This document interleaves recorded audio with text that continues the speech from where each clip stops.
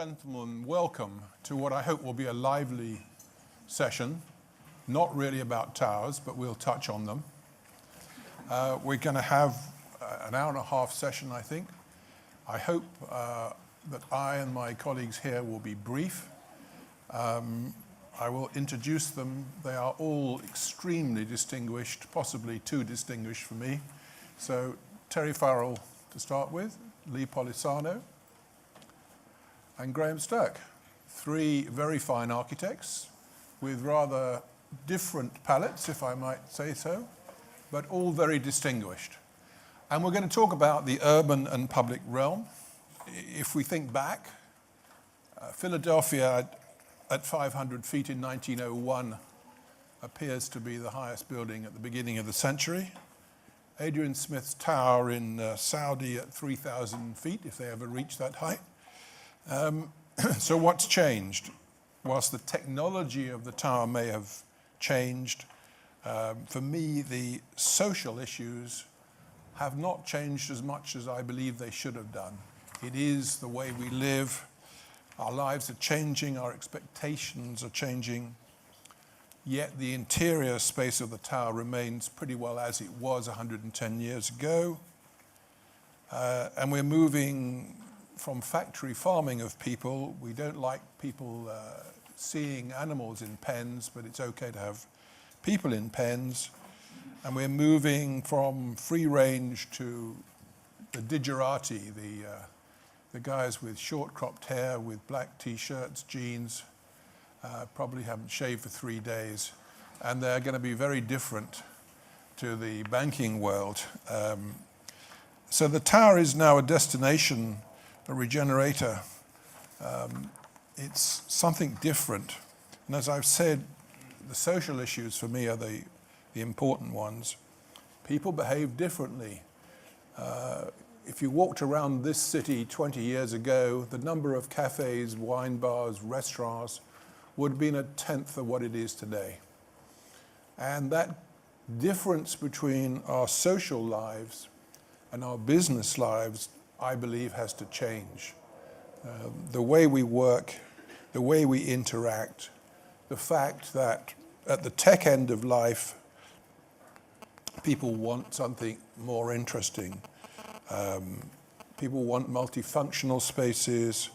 To me, more like a village green where everything's available, and in the UK, a pint of warm beer, a game of cricket, social activities, civic functions.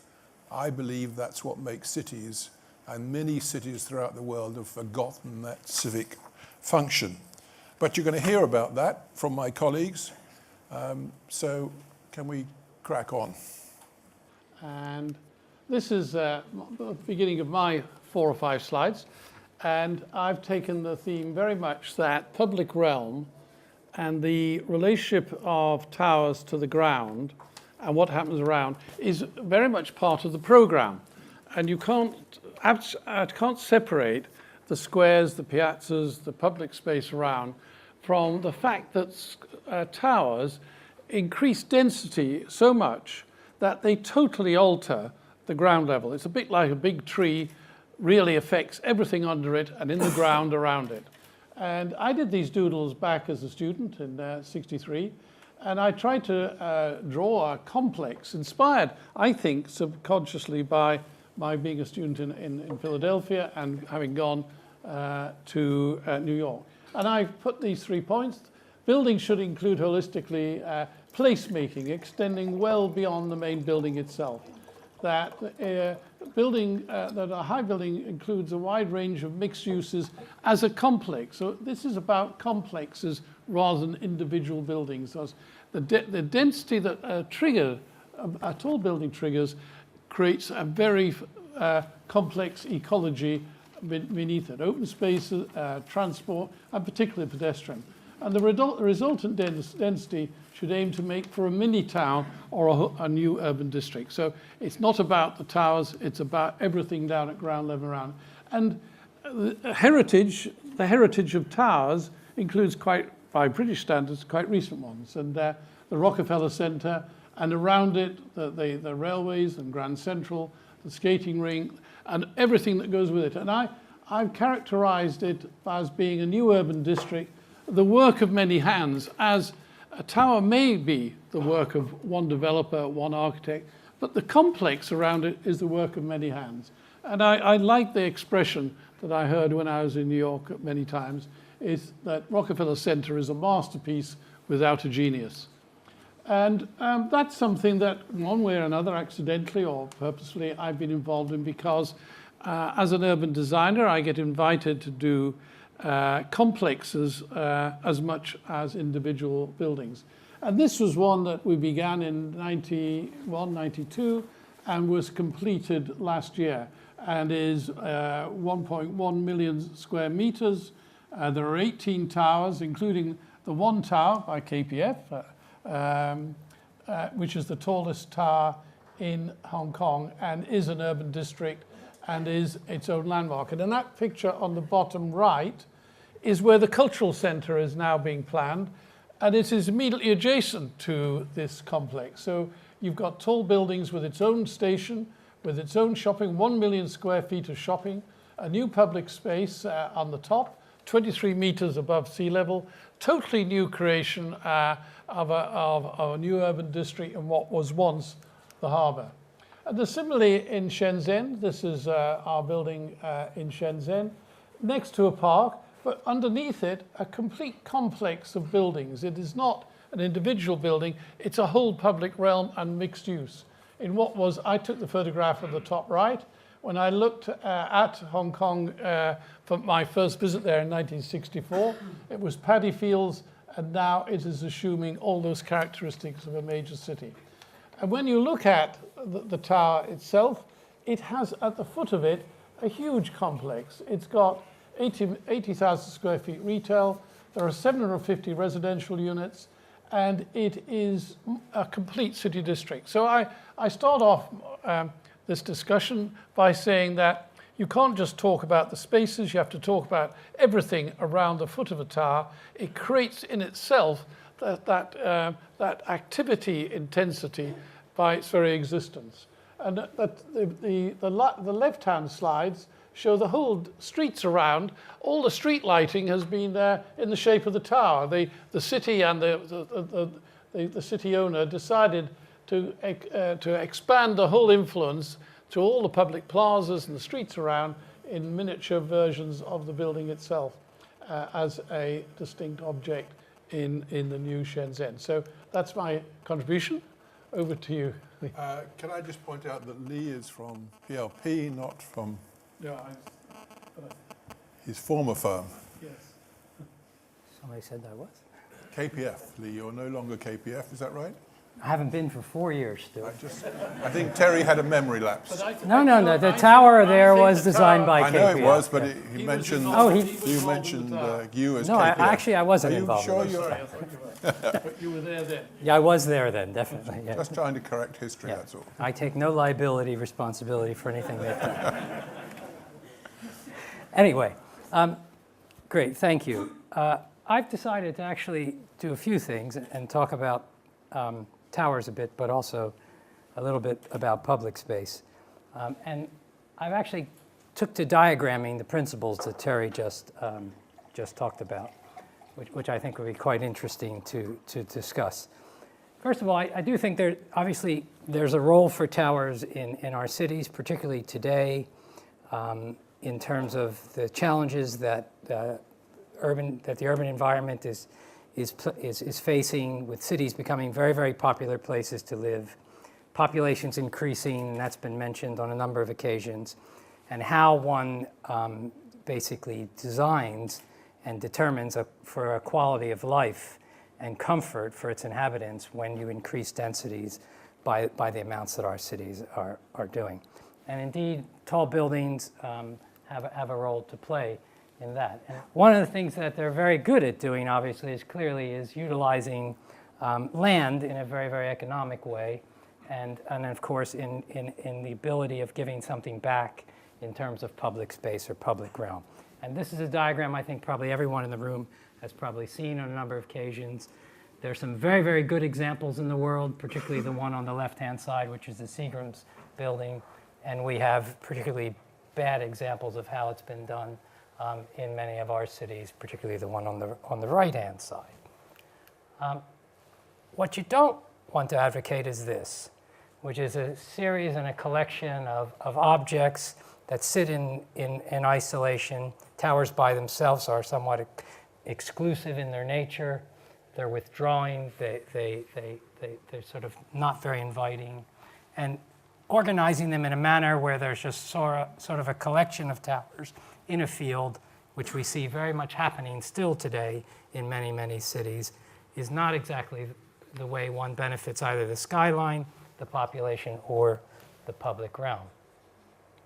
What is important, and I think Terry mentioned it, is this, where whether they're tall buildings or smaller buildings or lower buildings, that the edges around them, the spaces they create, are active, and they're activated by use, by activities, and by socialization. And indeed, these type of places create the spaces as to why people want to live in cities today, because we want to socialize with one another, whether it's in a work environment or in a leisure environment, and that's why most of us are here. And of course, the big success of these kinds of spaces is when they connect in to larger parts of the city and larger parts of the urban fabric. And again, not every place is very good at doing this. And I think New York has been very good at doing this because they have a natural sort of palette and framework to do it in. And London at the moment, at least the City of London, I think Peter Rees and his colleagues and the people that have been working there have managed to stitch together, or at least have an idea of how one can stitch together a series of spaces and places, many of the new ones created by some of the tall buildings that you see here in London, but how they stitch into a network of places and spaces that ranges back to medieval times. And I think this is going to be one of the great successes of it. I think one of the challenges it probably has is what's going to happen at the ground level 24 hours a day. And of course, when one designs towers and one talks about public space or inclusive design, one talks about what one can do at the bottom or the top to invite people into it. And I would say that none of these are really, really public spaces, really, really for the public. And that might be a bit of controversy here today. There's another way to do it, which is this way. And there's a very, very wonderful example of it that sits on Park Avenue called Lever House. And I think today it's become one of the probably most active and interesting public spaces in New York. But it's predominantly reliant on a curatorial role. That is, somebody basically has taken the initiative to introduce an arts program and a culture program and a social program into those spaces and curate them on a revolving basis. So they become sort of attractions and amusements and places to go. And all of these, I think in these and in these, the curatorial role is something that we've become very, very familiar with, and we're told spaces need to be curated, spaces need to be designed to accommodate X, Y, and Z. And in fact, that sort of basic philosophy is what underlines sort of urban principles these days about the creation of public spaces and spaces within buildings that are used for work or for social activities. And my question really is whether or not that's truly the creation of public space. Because as we know, and if we're watching the news today, these are the real public spaces, the ones that people are basically out protesting about, the ones that people are willing to die for, and the ones that really are ingrained in the hearts and the minds of societies today. And these are the kind of spaces, I would venture, that can't be created strictly by the work of an architect or by a tower, but they're the kind of spaces that are the most meaningful public spaces in our society today. Hello there. I think I'll probably have to change a little bit what I was going to say, because some of that was covered this morning by Peter Rees. I thought, as I don't have a great deal... Peter won't mind, I'm sure, if you repeat what he said. Peter. But it was I thought maybe, because I don't have a great deal of experience of towers, for me, they're very large buildings that still have problems of mass and bulk. And I suppose from the opening discussions this morning, how can one begin to design tall buildings in a historic fabric where that fabric exists? And how can one create a dialogue with that, with what is a relatively tall building, but in world terms is relatively small? I think the notion of planning being a restriction is a false one. I think the balance between the private world and its expectations and what is expected of society as articulated by planning processes are very, very important things to consider. They go beyond architecture. But being able to establish what these large buildings bring, towers tend to be exercises in profile and proportion. They're singular statements. There may be offers of public realm, but the public realm isn't necessarily just the space that they may provide. It's also the nature of what their very fabric communicates to those spaces that perhaps are not within the control of that particular development. So to move from a profile which is informed by one of the few views of St. Paul's with an uninterrupted by any buildings in its backdrop, forms the primary driver of a building that sits on a frontage. This next one, which is more an organizational diagram. These are very early drawings at the front, but it's interesting that those principles we are still adhering to, is the notion of what does the fabric of a building communicate. It's a little like if you took Paris Pompidou Centre and put a large mirror glass box next to a new public realm. Would that function the same way?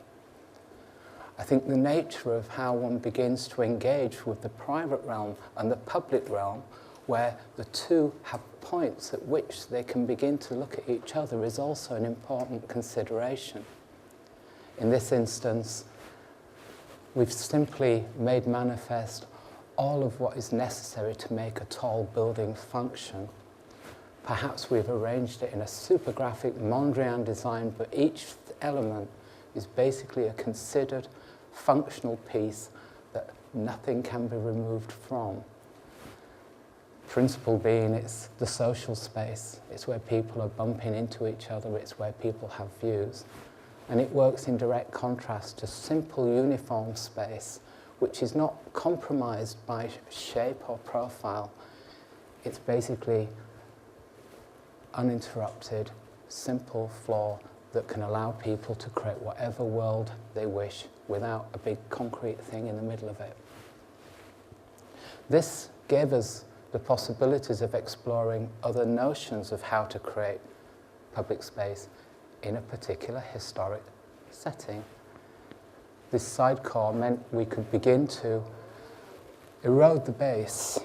In essence, these are slightly cruder diagrams, but these were done quite some time ago. But what they were trying to do was make a very similar point that Lee just made. The notion of towers being able to vertically arrange their accommodation to release public realm at the street level. But what happens if that site is so small that is not possible? And added onto that, there's a space that's underused, it's not animated or activated by any activities that can create a wider, diverse activity base around it. This is an exercise in public realm in section, not in plan. It's something we've been exploring as a practice for many years, from the National Gallery extension to a whole host of other projects where the programme fills the site. How can you claw back some responsibility to the public? What it does is it contributes to an immensely diverse range of spaces, all of which are different, all of which are necessary, which begin to allow a dialogue between old and new. We consciously made a decision not to create a quasi-public space on the roof. I think the idea being, if we're not careful, London becomes a whole series of fairground rides and experiences which perhaps are one-off events, or for those that can afford to dine with a view. We need to understand the nature and the dynamics of the places where we're positioning these buildings, because not everyone has basically the money to go on every ride every day. The basic spaces that we need to provide.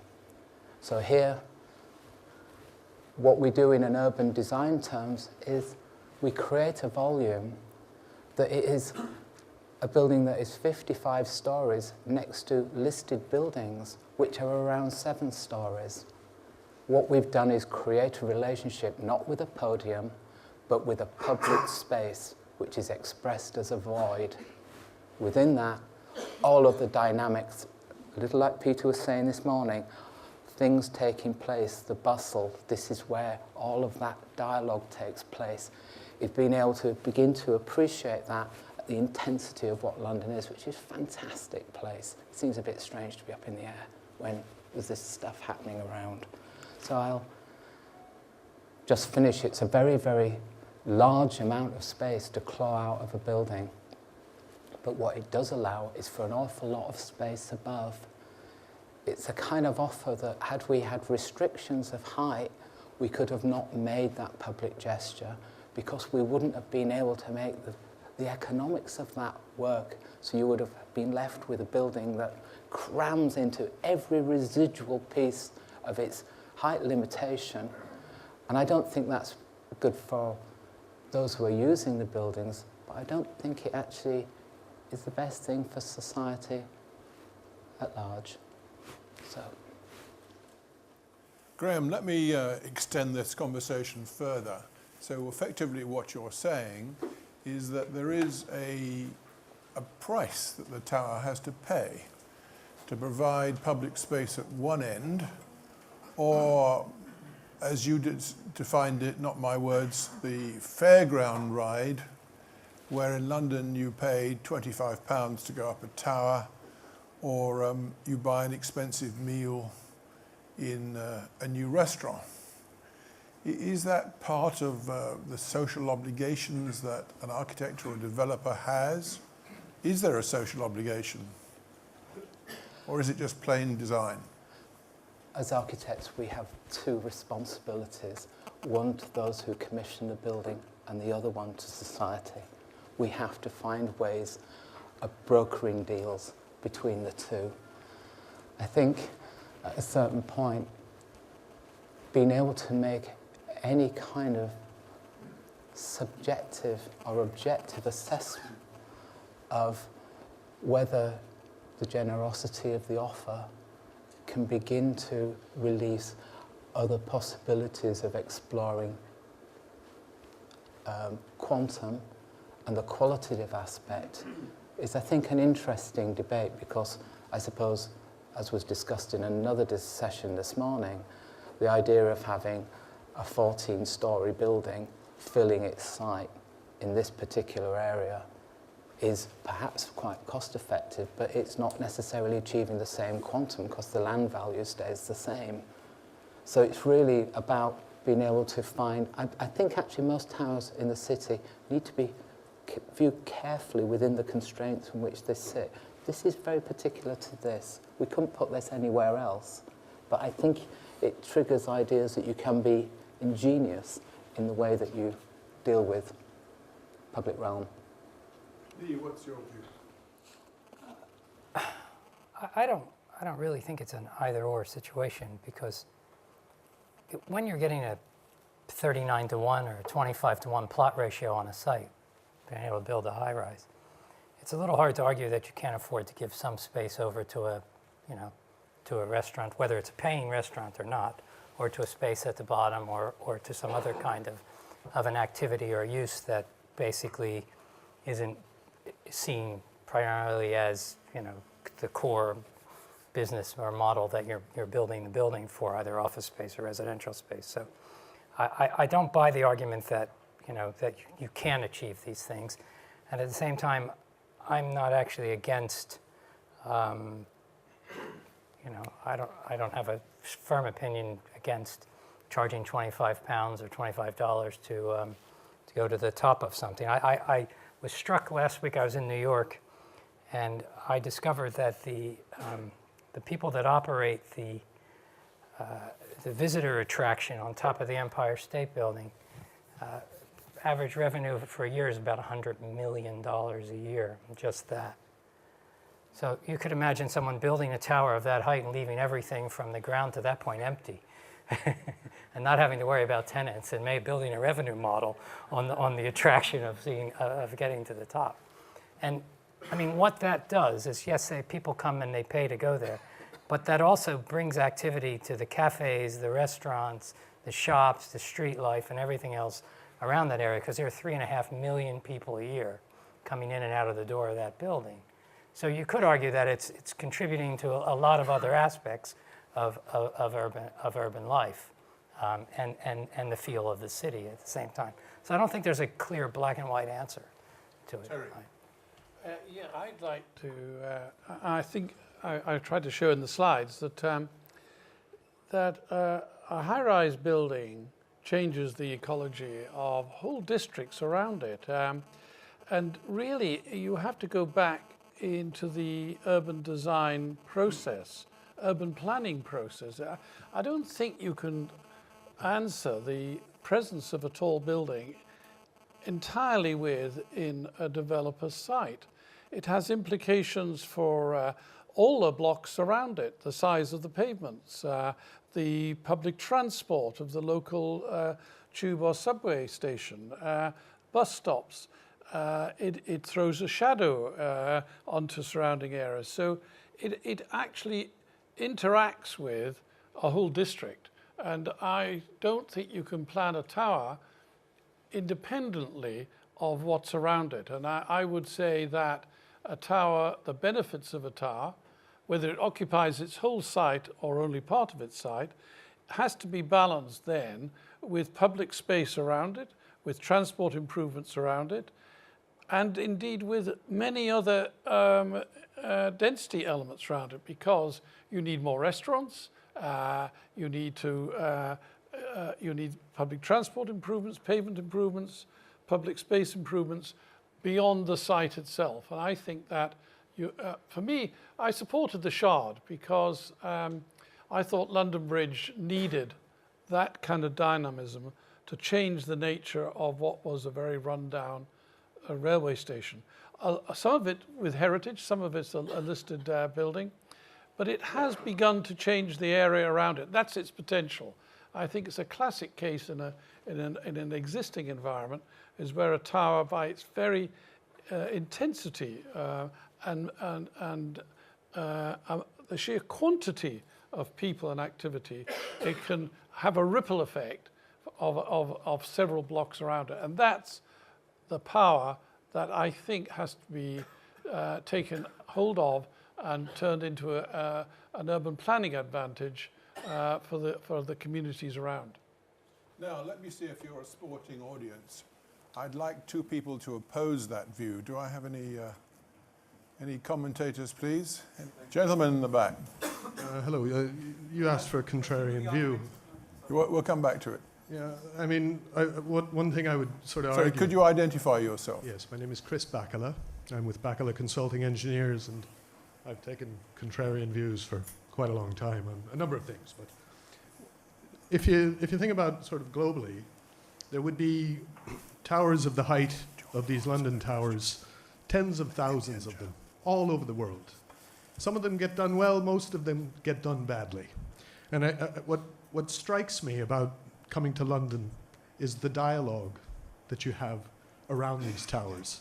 And I think if you're talking about a financial and insurance district, you have a great luxury for this dialogue about giving back to the urban realm because of the pricing power that the tenants have to pay rents insurers will charge what they will.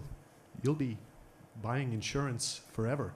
And as a result, it will cost twice as much to build these towers in the City of London as it would cost out in Canary Wharf.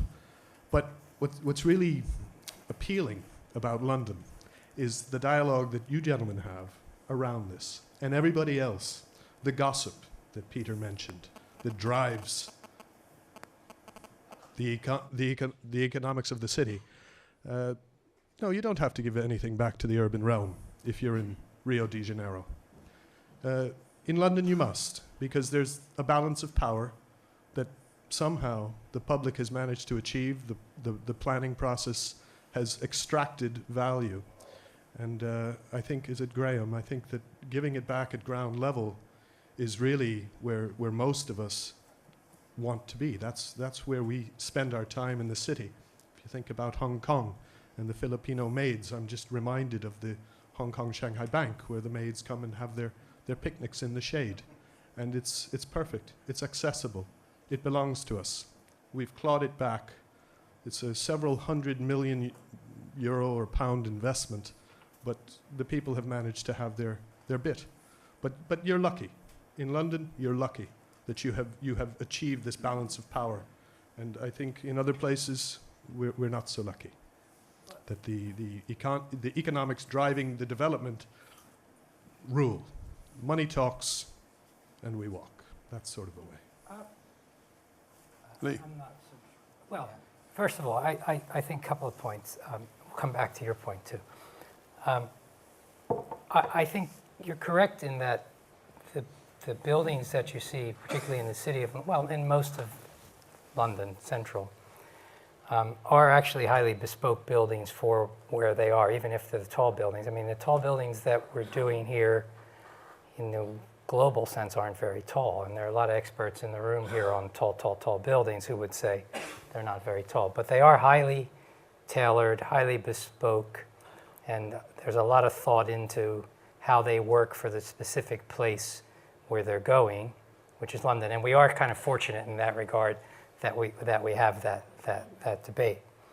Now, whether you should or you could not or you should not give something back in Rio, I think is a difficult one to say, because I suspect one of the big differences between London and other places is not so much in the tower itself, but it's in the process that drives the creation of them. And in many places, so we don't have any kind of zoning here of any kind. There's nothing here as of right of any type. So you can't buy a piece of land as a developer and know immediately you're going to be able to put a building on it of X size or Y size. So you have to basically go out and hire an architect and a team and basically go and advocate for something you think and they think collectively, along with people like Peter, with their agreement, fits on the site. And that means you could buy a site with all 4-story buildings around it and end up getting a 14 or 15-story building around it if things work out. If you were to do a project like Broadgate, which Mr. Lipton did, in Manhattan, you would be totally contradicting the zoning policies. So you couldn't actually provide those kind of public spaces or give something back without basically going against New York's zoning policies. Therefore, you would be taking it out of an as-of-right system and into the public process. I think the difference, the point I'm making is that the difference is there's a lot more public debate here about it, which is why they come out the way they do, than there probably is in Rio. That doesn't mean, but that doesn't mean that there shouldn't be. And so I think that's where the subtle difference is. Graham. I think it's I suppose the introduction to this whole conference, which is there are particular aspects from which people may be able to learn certain things. One has to be able to put that very specific context and explain how it's driven that type of development. Whether it's a model that is transferable is really a much wider discussion, because, I mean, as Lee and Terry, we're also doing towers in many parts of the world. Each has its own restrictions. It has its own zoning, and it has its own need in terms of, and it usually manifests itself in particular ways, and those form the basis around which we attempt to wriggle our way out. And it has to come, though, from the team of what a client may wish to bring.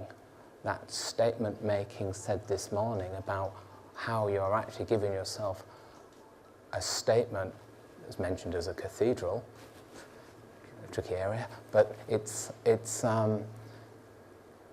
there are also a great deal of great contributions brought by private development. And in a way, one has to explore those, but each time you have to aim to raise the game a bit.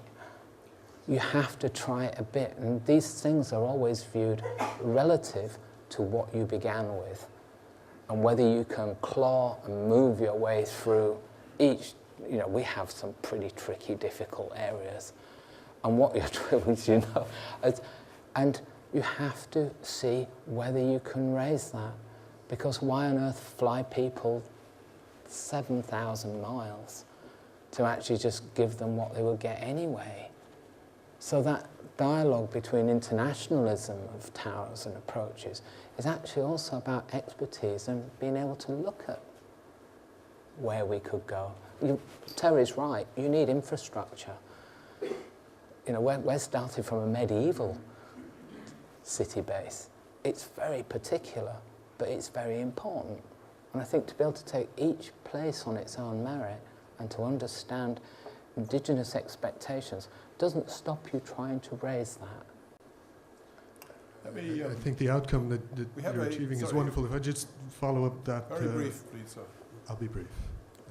I think what you achieve is much more than just the building. You really enhance the whole district. It's a bigger place, it's a better place. I think as well it's a constraint that when we compete in other cities of the world, I think the London experience is exportable because the constraints are unique and severe. But if you could leave your thank you. £50 donation at the back. Now, there's a gentleman in the front who has a quick question, and I want to move on to another area of this. I'm Jun Paula Fox from the Philippines.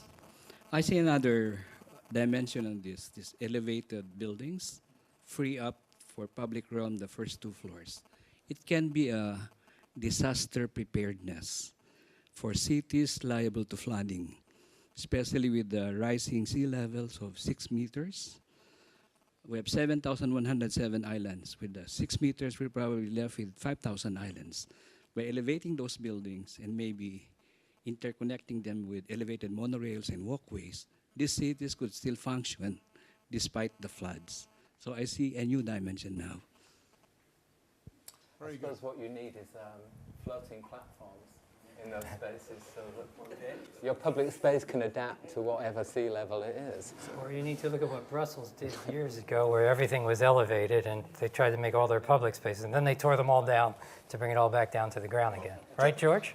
As did the city around the Barbican. So just for fun, let me give you another dimension to think about. What I might call the Southeast Asian model, where high-rise buildings are built on transport hubs and where the development pays for the transport. And in the UK, essentially, we're bankrupt in terms of public facilities. Public buildings are hardly ever built.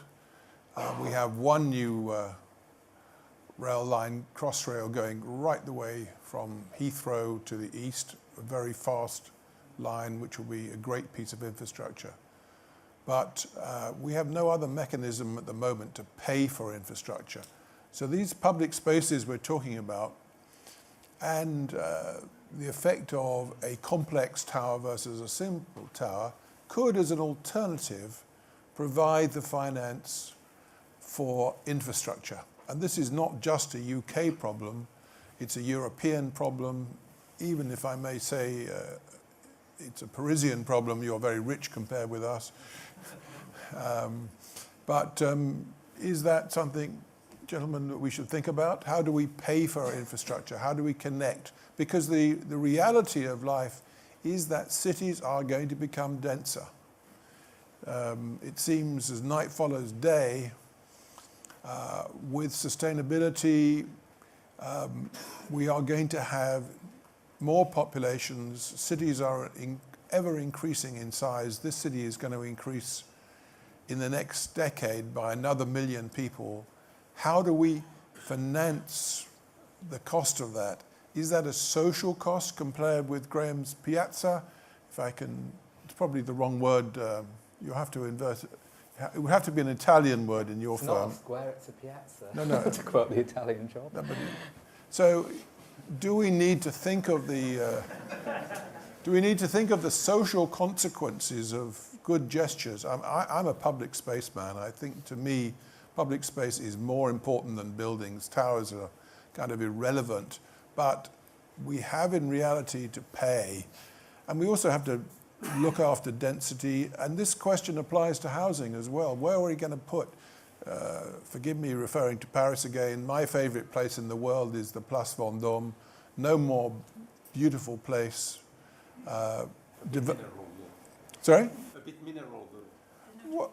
Well, I support it, of course, because it's a public space, and of course, as a developer, it was built by a developer, so I like it that way too. But how are we going to justify our existence? Lee, do you want to comment? Well, I think your point's a good one. I mean, we have 2 buildings on top of transport nodes. One of them is 5 stories and one of them is 8. And we're being told that the 8-story one is too tall. So, but... You explain. Well, I was about to explain. There are representatives from the City of Westminster here. They're all here to listen No, to you. I don't think that's the point. I think... No way. No, I think it'll all be solved. But I think one of the problems that we have here is that we're driving contemporary transport in tunnels underneath London. That's quite historic and that's quite sensitive. And you know, if you put your finger on the map of where those stations should happen, where people should come up, it's inevitably in conflict with the historic environment in most parts of the core of London. And I think that's the difference between what we have to reconcile. Paris did not reconcile that, and basically and the Asian model has to reconcile, where they don't, you know, where they can actually start, as Terry said, by basically creating a series of nodes, building around the nodes because of the transport, and then building out from them. We're a little bit constrained in that regard. But I agree that we should use development to pay for public improvements in areas, particularly in transport and other ones. I just don't know how to make it work. Terry, do you have a review? I think, well, I said right at the outset that a tall building introduces a level of activity that is not the norm for the areas around it, and therefore it has to contribute to a lot more than can be contained upon the site. So whether you make the ground floor open or not, or access the top or not, is fairly small beer compared with the sheer number of people that are introduced to the area and the potential that that drives and the problem that it provides. So I think every tall building should have a program associated with it, particularly in London, where everything's done by negotiation. There should be a review of several streets, blocks around, and what the effect of that building will be and what the opportunities will be. It doesn't always follow. I think the city is fairly strong on its planning side and examines what will be the implications, but there are other areas, say like Vauxhall, where there is a huge new cluster of residential towers, and such that there's going to be a new town the size of Ashford or Tunbridge Wells, and at the moment there's only one road, and there will be a spur on the Northern Line, but the transportation isn't there yet. I would rather that you put the new buildings like the Shard and the new densities like Broadgate where the railway stations are or will be. All the stations on the Crossrail are major opportunities for greater density. Now, whether that's a high building or not, I think is according to the circumstance. You can get a lot of density in 8-story buildings if you do it a particular configuration. But higher buildings, if you look across the skyline of London, unlike, say, Manhattan, that's got very big clusters, one downtown, one midtown. If you look at Paris, it's got them on the periphery. If you look at the Asian cities, they have a different model.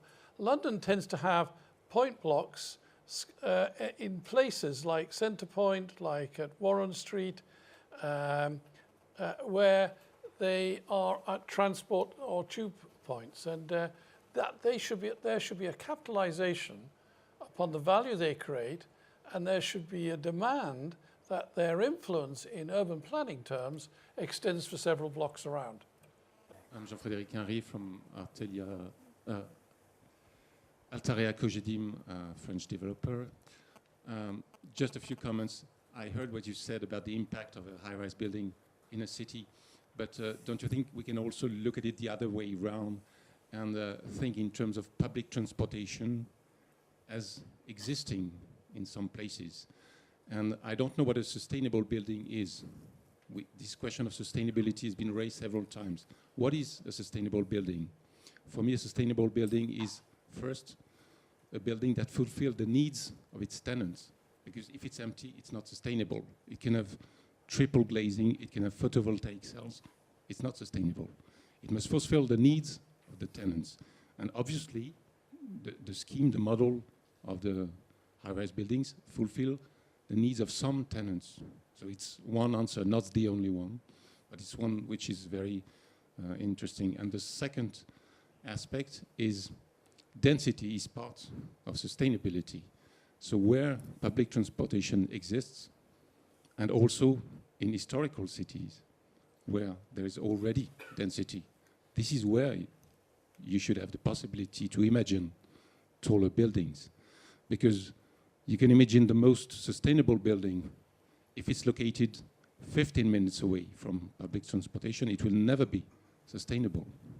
So this is what was wonderful in your presentation this morning, to have this height of view to... So does this mean the Gare du Nord should be high-rise? No, I think each city is different. The question is not the same everywhere. Oh, we must have the similar rules. We're talking about EC matters here, and no, but obviously, I mean, you're famous for catching fish when we can't. We must have some principles here. Okay, I think, for instance, in Paris, the question of the high-rise building has been very badly asked because it's a political confrontation, and there is no real thought behind this discussion. I think in Paris we have an history that is different. You have the Haussmannian history, and I think our target is not to ask whether it should be there should be new high-rise buildings in the central city, but more what can we do with the historical buildings, and are historical buildings meant to be always old buildings, or can they become modern, efficient, and sustainable buildings? That's another question. Very good. Then the Montparnasse Tower, for instance, which is a bad case. When you ask Parisians, do you want new tall buildings inside Paris? They say, no, we don't want. But imagine if that building was not alone, aggressive, standing in the middle of nowhere, planted in the middle of a shopping mall, which does not look at all like central Paris. But if it was accompanied by two smaller towers, it would change drastically, and people would not see it as aggressive as it is now. So we have a consistent theme here about towers and historic areas. And if we may, we'll take one more question and then come on to that. A lady at the back. Elizabeth Hopkirk, Building Design. UNESCO are going to be debating the threat to the World Heritage Centre at Parliament Square next week, and they're probably going to recommend that the government in the UK bans tall developments that could impinge on Parliament Square. I wondered what the panel made of that. Well, actually, one of the buildings referred to is a building that David Chipperfield has designed for my company. But I'll just give you an alternative for fun, because Parliament needs rebuilding. The cost estimate initially is £2 billion, and there was a suggestion, was it in BD or AJ, that Parliament should be moved. Perhaps that would solve the problem for UNESCO. Well, that's still a wonderful building is Parliament, and the issue about Parliament Square and tall buildings, if you stand as I did just last Friday and look down Whitehall across Parliament Square, then the 50-storey tower at Vauxhall is right on axis and is peering over Parliament Square.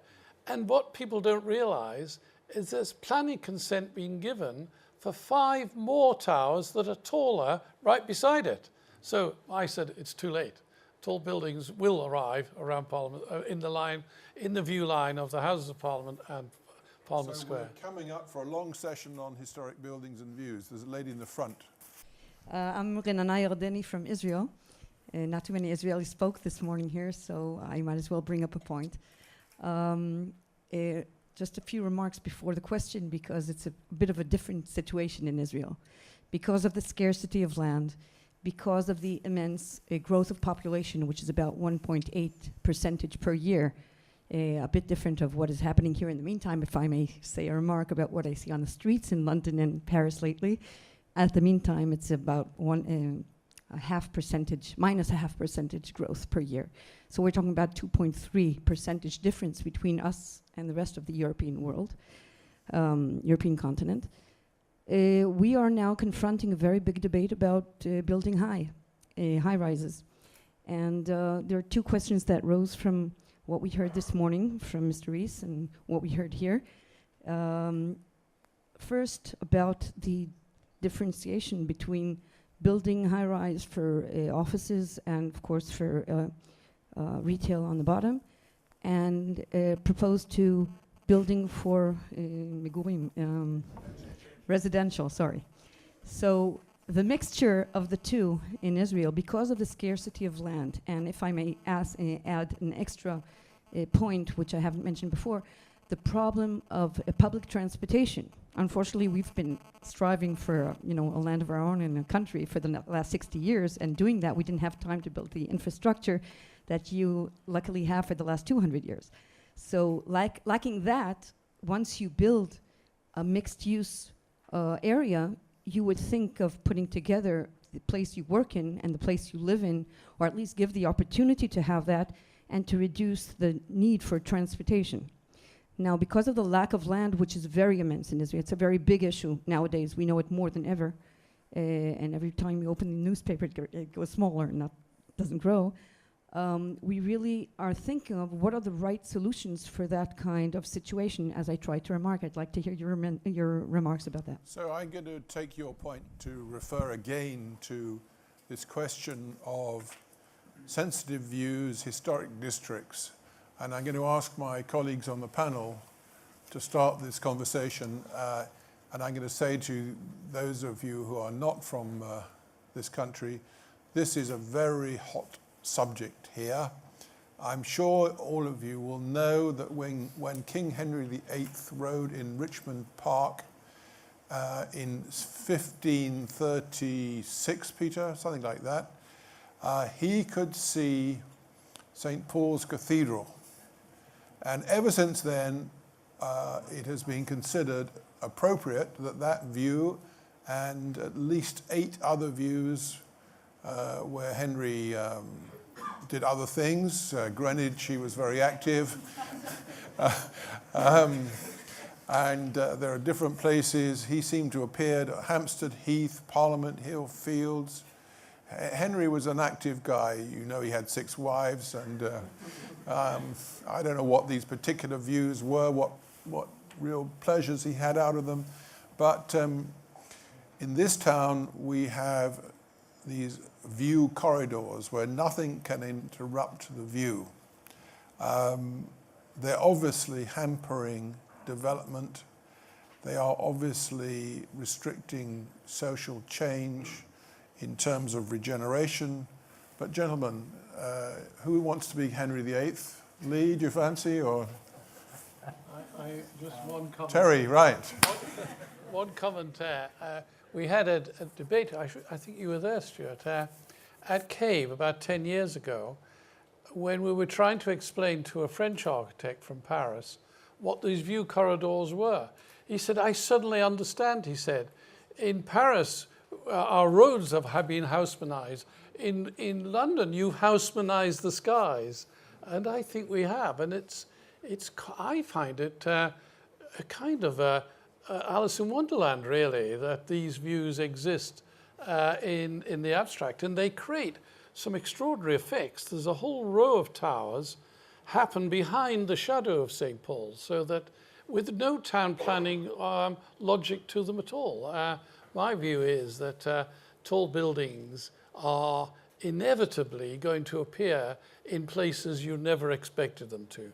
You see the London Eye in all kinds of places, and I mentioned the building at Vauxhall. I'm sure it wasn't tested, a 50-story tower, against every possible position.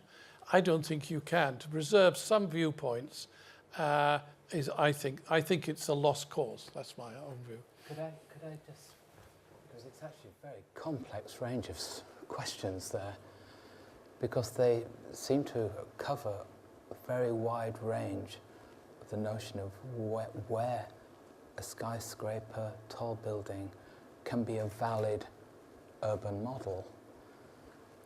There are areas where, thinking not that long ago, the skyline of London had what was the NatWest Tower, which was Tower 42. That existed for quite some time. And I think the nature of the views, the viewing corridors, whether they're relaxed or not, they're conditions which is from an evolution of planning and townscape issues that have evolved over time. And each time there's a shift in that legislation, there will be a massive amount of people working to explore the possibilities of how they may be able to then build higher again. To be able to then take that into a new state, a new piece of infrastructure, it's a double-edged sword. You can define a very, very uniform abstract grid which is appropriate for intensity of development, as Lee had indicated earlier in your slides. And then there's a great deal of effort made to begin to develop what the nature of the public domain is. And I think we have to be careful that sometimes cities are not static. They're always changing. And cities begin with low-rise, and then it intensifies. I don't believe necessarily towers are always the best way of increasing density. If you fill the site, fair enough. But actually, if you look at the north of Barcelona, 8 stories, it's some of the densest parts of Europe. I think we have to be very, very careful that this model is not graftable everywhere. And if one starts taking a much wider city view, I think we have to be careful that those may be things that one is creating topographical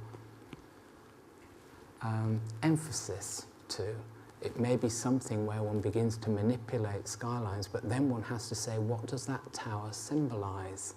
What is it signaling? Rather than it's taller than the others, what gives it the right to be taller than others? What is it drawing?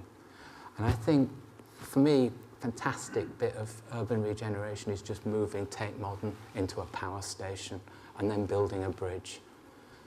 The draw to that building is more than one could comprehend. And we have to find ways in which intensity of people working and intensity of visitors that are irrigating all of the retail areas, as Lee had suggested just now, there's a very, very fine balance that needs to be carefully considered. So my only view would be towers usually are justified on areas of transport infrastructure. You know, every meeting you went in 10 years ago is, well, it's on a transport hub. It's it's sustainable, it's intensifying that development. The Eastern Cluster, which Peter Winreese referred to earlier, that is a political construct. It's something that is this one little area that misses all of these Mission Impossible kind of ranges that kind of define what one could say is London's character. So Can I give you it was a quite difficult Can I time to ask you a distill question, what was Graham? said there. For me, one of the most interesting architectural cities is Chicago, where you have a combination of low-rise, rather fine buildings, the Rookery and many others, Daniel Burnham, and some extraordinarily skilled towers, arguably probably the finest group of towers in one city in the world. So they've kind of managed it. I think forgive me, just one more comment. The architectural heritage has encouraged architectural excellence. There are some really intriguing buildings in Chicago. So are there two views of this, that if you can get the patron in the City of London, Peter, is effectively, on one hand, I'm being very careful, Peter. He is the gamekeeper of the rules, but he's also the poacher, as he sort of rakes the rules and recommends to his committee. So I hear what you say, but there are places which have managed this diversity. Lee, what do you feel? And Graham? The only thing just before is it's the memory and the history of the city coexisting with its direction in terms of where it's evolving. The two create that dialogue, and I think one has to be very careful sweeping everything away in the name of density. It's just trying to judge things carefully in terms of, because at a certain point the totally modern city is quite... Aren't we coming to what we would call listed buildings in US you call landmark buildings as a mechanism? Because in the US, I believe, if I'm right, a landmark building does not stop a high-rise next door. In the UK, a listed building effectively is trying to stop a high-rise next door. So there are... The difference is in the UK, it's stopped by policy. And in the US, it would be stopped by public opinion. And that's the difference.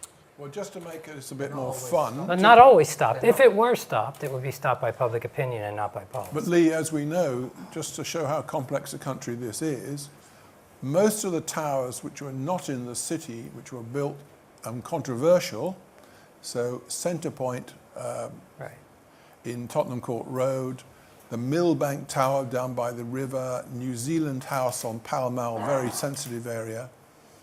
Those buildings are all landmark now. Sure. All hated and all landmark. But I think this is a good example, because when we approach, I think we approach the buildings here under the, I think that anything under the presumption that anything new is going to be harmful. And when you're an architect and you start composing a building basically with that in the front of your mind the whole time, it pushes you very, very hard to do something extraordinary all the time. And you are battling a series of opposing forces when you're doing it. And I think, I endured a 14 or 15 day, along with Peter, planning inquiry about a particular tall building in London many years ago, and we were accused of destroying everything. And I think what's happened over that period of time is that, particularly the city, and I think other places as well, Westminster as well, has proven that new buildings and tall buildings can coexist with historic fabric very, very well. Particularly, when you see it in the area we're in now. And I think that battle has been long ago off the table, and they can coexist. And I think, you know, that's a battle that UNESCO lost a long, long time ago here in London. But there is a danger that we're going about trying to compose our skyline as well, which I think is dangerous through strategic views, things like that. And what you find is that as the city changes, you get a different appreciation from where views of certain historic landmarks are more important. Like now, the best view of the St. Paul's Cathedral is from the Tate Modern, you know, and that's not a protected view. But that's one of the, because there's 7 million people a year at the Tate Modern. Now, that is the best view of the cathedral. And I don't think it's a protected strategic view, but you know, it's arguably as important a view as Waterloo Bridge is at this point in time. Now let me take 2 questions again. Thanks. My name's Yona Strelitz, and I have a question for Lee. You concluded your lead-in with a really passionate statement about the difference between the kind of public spaces that people appropriate and will lay down their lives for, right, and what I thought was sort of relatively dismissing, by comparison, the extent to which people would treasure the public spaces associated with, or the not-so-public spaces that are released by tall buildings. Now, I might have misinterpreted that, but I want to take you back to the conversation because it became stranded. Right. And could you work back from there? Very brief, if you would. Yeah, could you work back from there to the implications for the work that we all do? Yeah, I think what I was trying to say is there's a danger that we're trying to overwork the spaces that we're creating as a result of new development and high-rise buildings, things like that, as opposed to, you know, to not trying to to creating them and not trying to always predetermine how they're going to be used or manage them. Because I think if they're great spaces and they're important and they're in important places in cities, they're going to have a different they're going to get endeared by the population in a very, very different way than if there's a kiosk or a thing, because, you know, you'll get buskers and you'll get somebody getting a license to sell beverages on it and things like that, and it'll take on a character that's very different. And they're the spaces, in the last slide, that I think in many, many societies are equal to or more important than the ones that are be creating a new development. Indeed, the one in Turkey is all about the prevention of a new development that's going to sanitize that particular area. I mean, that's a phenomenal statement by a population about the nature of how they see public space. One more question. My name's Bob Lang. The design of the tall buildings in London, indeed the heritage that you've created, has really been the product of some quite stringent planning law. What advice would the panel give to cities in developing countries who perhaps don't possess the same rules? I think a lot of developing countries are getting it right, and others get it wrong. Look to Hong Kong. Is two very interesting lessons from Hong Kong. Is that they definitely place their density and high buildings along the subway tube line. The other one is that I'm very fascinated by the tall buildings collectively in Hong Kong, because they're actually individually they're not that striking. There are very few landmark quality buildings in Hong Kong, but the collection of them all together, particularly with the harbour in front and the hills behind, make for an extraordinary composition. So there's something about collective high-rises. And the other thing about Hong Kong is that there's huge variety in the footprint of high-rises, because sometimes they're small families that build these pencil towers. And they can be, so there's a grain to Hong Kong that is quite different to other cities. And I think each individual city does tend to treat their high-rises, I mean, Paris on the beyond the periphery, except for Montmartre, London with polycentric, New York with two main centres on an island. It is interesting how, in spite of the universality of high-rise buildings, when you put them into a city context, they all do often achieve a cultural difference, an expression difference, so that really it's the city itself that is the work of art at the end of the day, and not the individual building. Graham, do you want to sell any tricks of the trade? Oh, sorry, that's complicated, as always. I think there's always this difficulty of how to give advice to planning a city.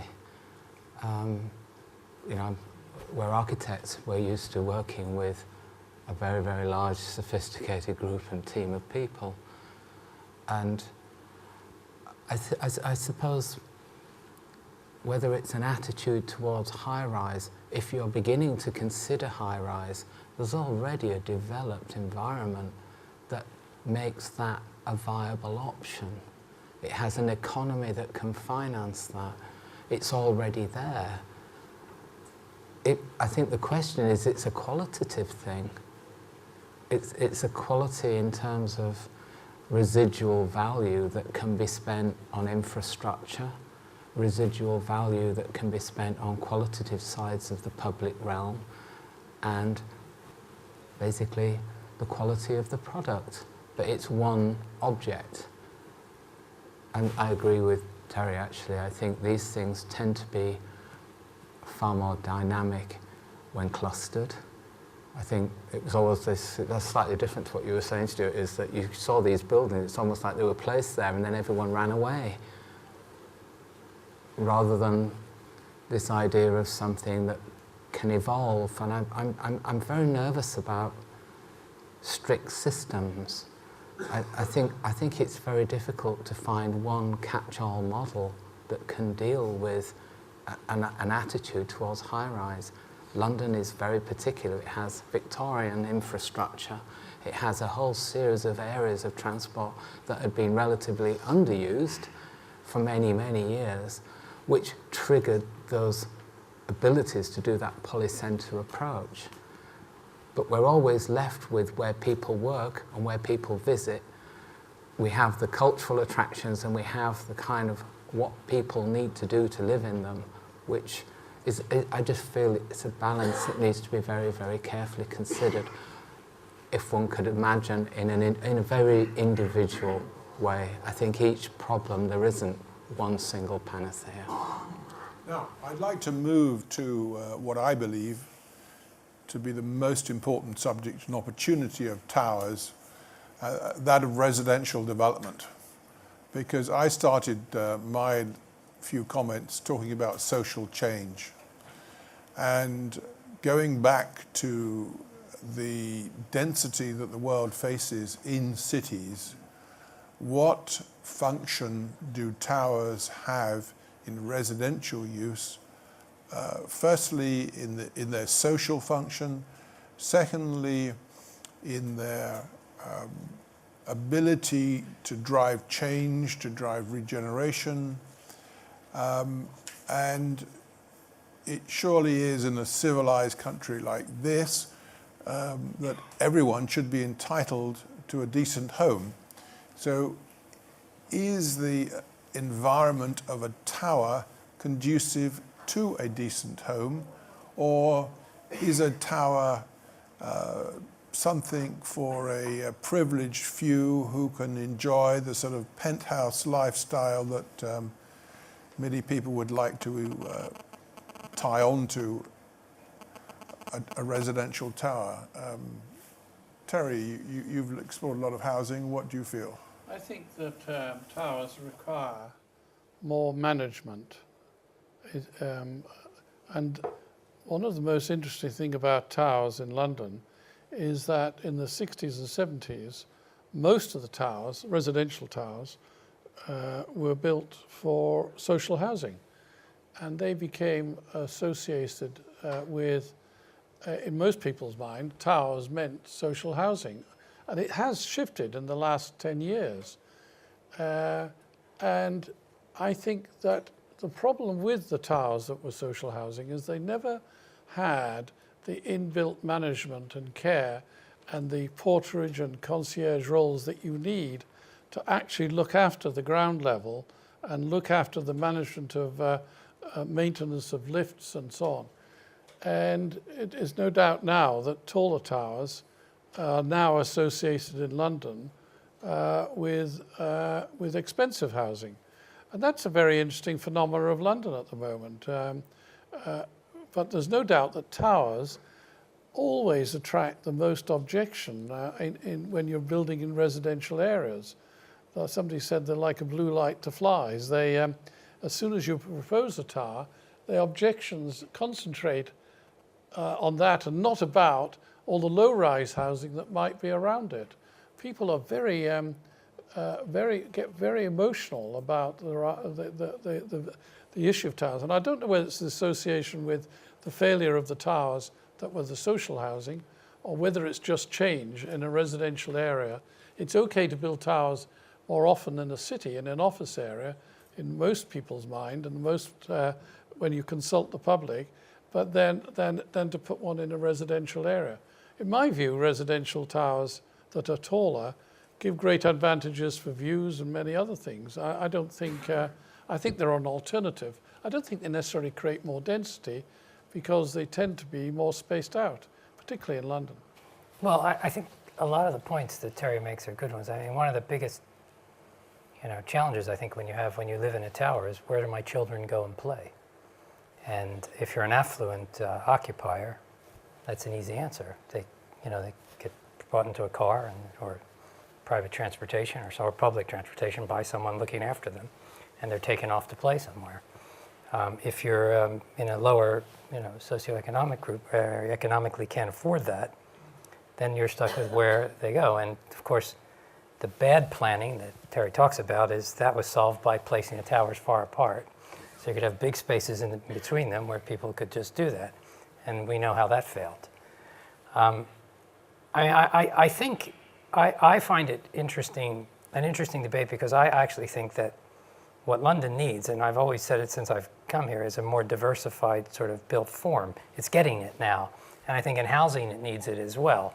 And so for me, an 8 or 10-story building, designed well, may provide the same or even a higher quality of housing for different sectors of our population than a 15 or 20 or 30-story building can. So. Right. Yeah, I'm wary that I think that's a discussion of the next panel discussion. Well, we're talking about the environment, not the tower I itself. think it's actually about the public realm benefit of developing tall buildings. I think again it really is dependent on the socio-economic group. There's a systems in place here which is registered social landlords, which have particular height limitations related to the costs of maintenance that cannot be passed on to those that can't afford it. And so one has to be aware of the fact that there are fabric limitations, particular kind of choices that perhaps may not be appropriate for high-rise, because elevators need servicing, and it's how all of those aspects can be, the cost of that can be passed on. If it's a shared entity, then it can be covered by others, and it's always this notion of how does one pepper pot. And the notion of cities, surely, Graham, is that they are in restricted areas, they're in they're near rivers, all the usual geographical limitations of cities impose restrictions on us.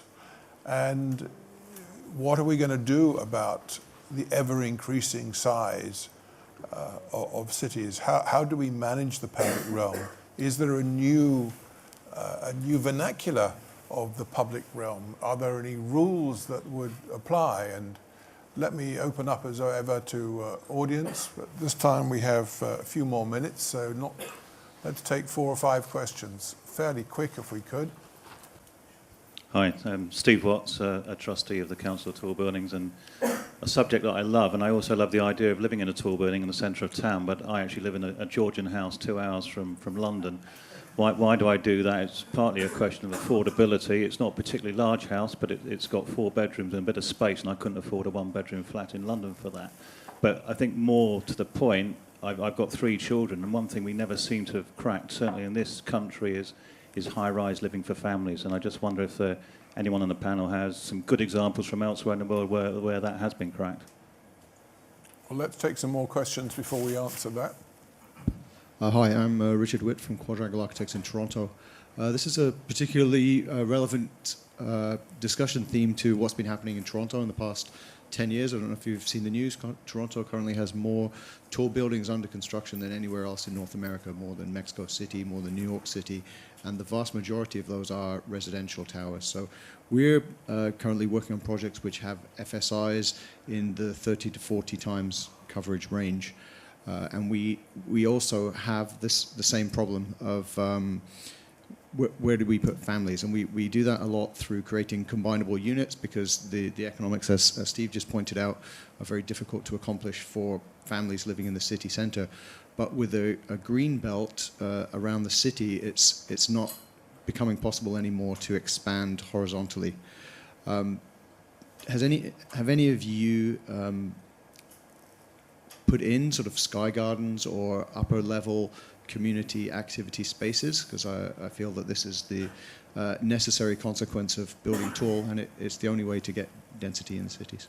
Okay, that's a similar question. Could we have one more question? Gentleman in the front. Stefan coming from Ferrells. I work out of Asia, and in Asia the topology of living is in towers. And it doesn't matter whether you are from a low-income group or from a high-income group, everyone lives in towers there. So there's a slightly different model there. I wonder why it is so successful in Asia, and what stops us adopting this kind of model in the UK, in London. So, gentlemen, how do we deal with families, or do we have families in towers? How do we deal with public space in towers?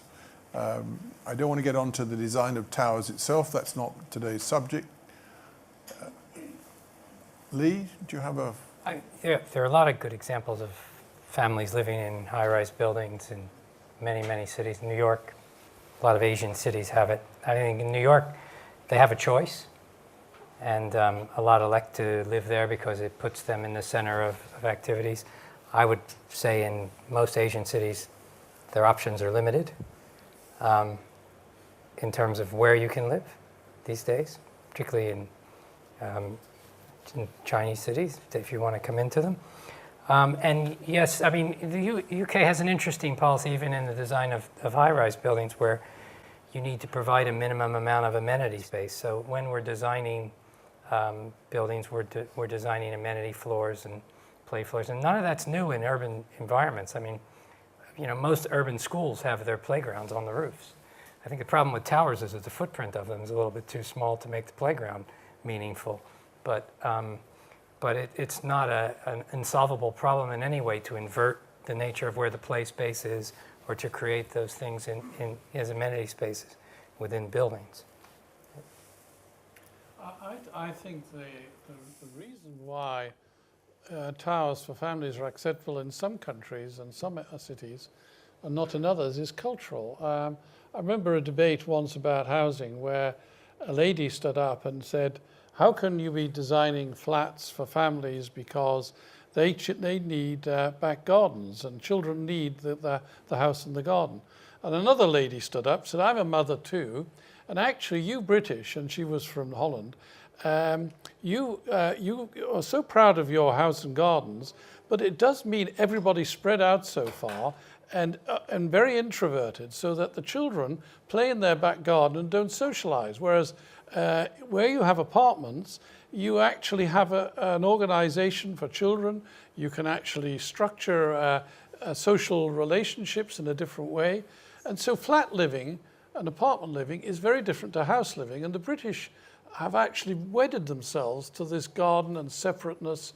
And I think it's a cultural thing, and you can't change it unless you change all the other things as well. You've got to bring in the open space, the creches, and change the way you use it. It's a bit like moving from cellular offices to open plan. You almost need a reacculturation program for families that live in taller buildings. And it's a mindset, it's a culture. And I think in the East, their family relationships, their tight bonding, suits flat living, suits apartment living, whereas I think the British don't take to it. Great. Is what is urban living and what is living in London. You know, I've obviously worked on buildings like One Hyde Park, near Bankside behind Tate Modern, which are high-density residential schemes, which have families living in buildings that do not have gardens. There are models related to poulterage and all of those things, but I think we've all moved on and we're all aware of what is required to make density work. The slight problem is, how does one reduce the cost in an area of evolving where everyone is trying to grab the last bit of available land? How does one achieve that? Because London isn't just about stretching along the river. It's stretching into vast areas where it has influence, where people choose to live. I suppose we had an unusual thing, which was the foundation of the garden suburb. This is not something that has gone away. It's something where cities were once regarded as a place where there was disease and pollution. There's a notion now of how the possibilities of being able to move back into the city tends to be related to access in terms of finance, where you are, where you need to be. But there are many different areas that have their own characters, which offers a massive range of possibilities in terms of how they choose to dialogue, living in a metropolis and being able to actually experience those other areas. So the high-rise living can be adapted. I mean, a sky garden, we've looked at buildings, not for residential, but we've looked at, we're constructing a building in Mexico which has a series of sky gardens within that for the use of people within it. But I suppose it's trying to crack that point at which it's affordable. That comment that was made, a 4-bedroom Georgian house in a very nice little rural area that's been evolving for the last, I don't know, 100, 200 years, is the same as a 1-bedroom flat next to the river. That's not, a tower's not going to solve that. The tower's just going to kind of emphasize the difference. It's going to actually create value, and as soon as you create value, we live in a country where that will be exploited. That's what happens, and we have to be realistic. I think the notion of being able to identify many polycentres and creating other urban environments, which I dare say is probably the subject of the next discussion, is there are intensity and developments taking place, and they're not where we actually regard this is London. This is a tiny bit, as Peter Rees said. There's a very small amount of people living here.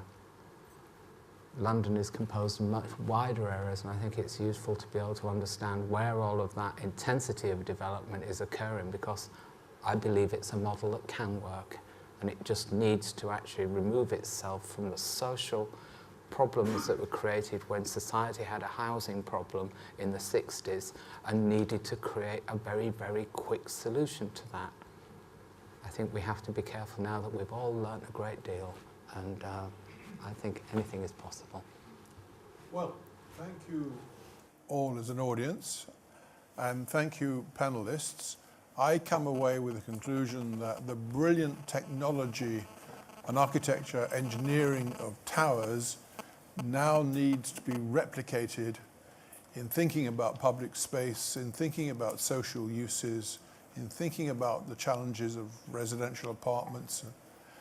But at the same time, from the limited debate here, we shouldn't worry too much about King Henry. So thank you all.